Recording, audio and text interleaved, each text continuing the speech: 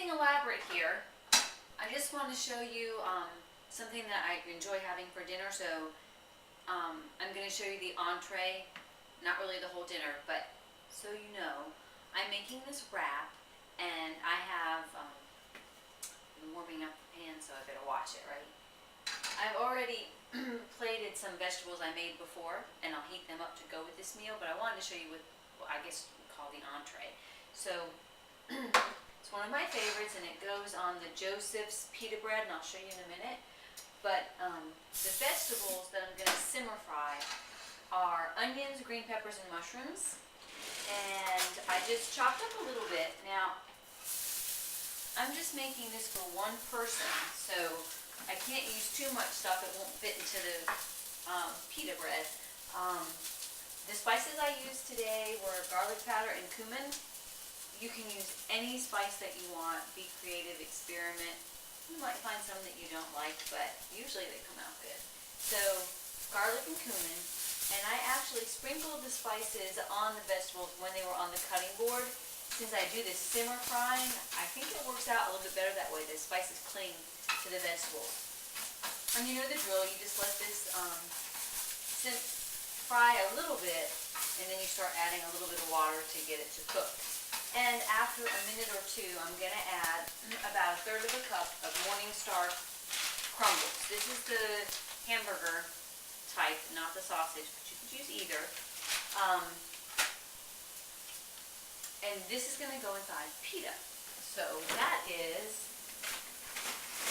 my favorite Joseph's, because these are definitely the ratio of nutrients versus energy or calories. So it's a very nutrient-dense, low-calorie bread. Main ingredients are flax and oat bran and whole wheat flour, but they're very thin, so that's another thing to watch out for when you're preparing what goes inside them. And they get rather messy when you're eating them, but I figure if you're eating by yourself or just with your family, who cares? You know, have extra napkins around. So I didn't thaw that out, but what I like to do is cut them in half and then toast them a little bit, and that makes them a little more sturdy when you stuff them. They are very thin. That's how they can only have 60 calories. They make them, you know, thin. That's okay, because you don't need bread so much as you need the protein and the nutrients that are in the vegetables. Need water.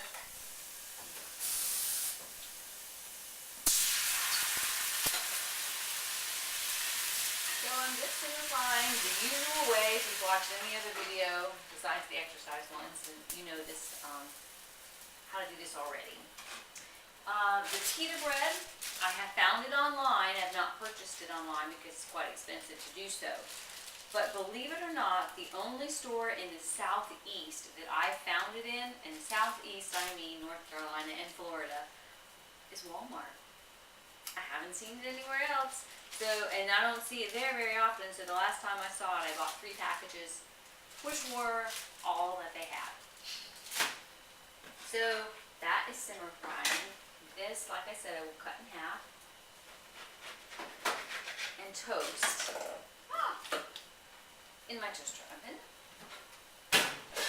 By the way, it's May right now in North Carolina, and we've had a lot of rain and clouds, and it's been crazy, not warm weather like I'm used to from Florida. Something else. Oh.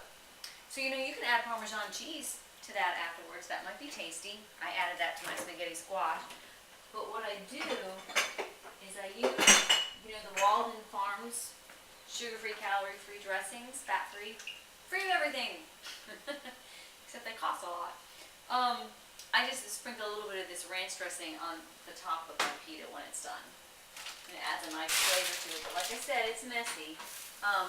So these vegetables are cooking out pretty nice. Need a little more water. Probably okay to add this baked meat now. Lost one. And that will, the bulk of Crumbles, I'm sorry, Morningstar. I bet Morningstar hates when I keep calling their product Boca. I use both. But this stuff absorbs the flavor of the other ingredients. So it'll have the garlic and cumin and the mushrooms and onions, so get that taste in here. I think,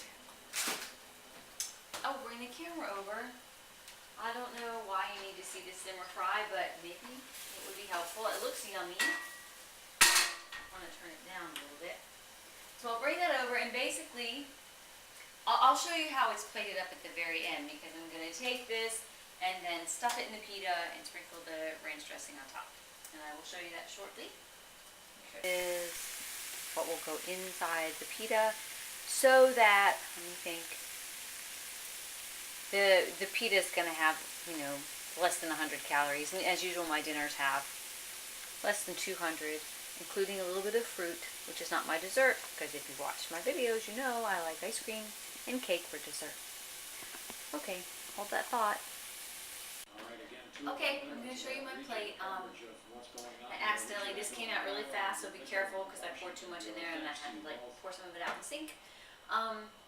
There are many things that you can do with this pita bread, and I think I've shown some videos of it before. For instance, sometimes I use lettuce and hummus inside, but you can you stuff it with any of the meat substitute products as well, tuna fish. Just be mindful that you're not putting things like full fat cheese in there, and sour cream, but you could use the lighter versions of those. Oh, and salsa. Salsa's great. So I'm going to show you the plate, and just in case you're curious why I only have a few Brussels sprouts on my plate, because I love them, it's because that's all I had left. We announced a major indictment today in Tucson. And here's my little taste of apples. Forget my apples. Alright, here we go. Local people, that's more like a professional military operation,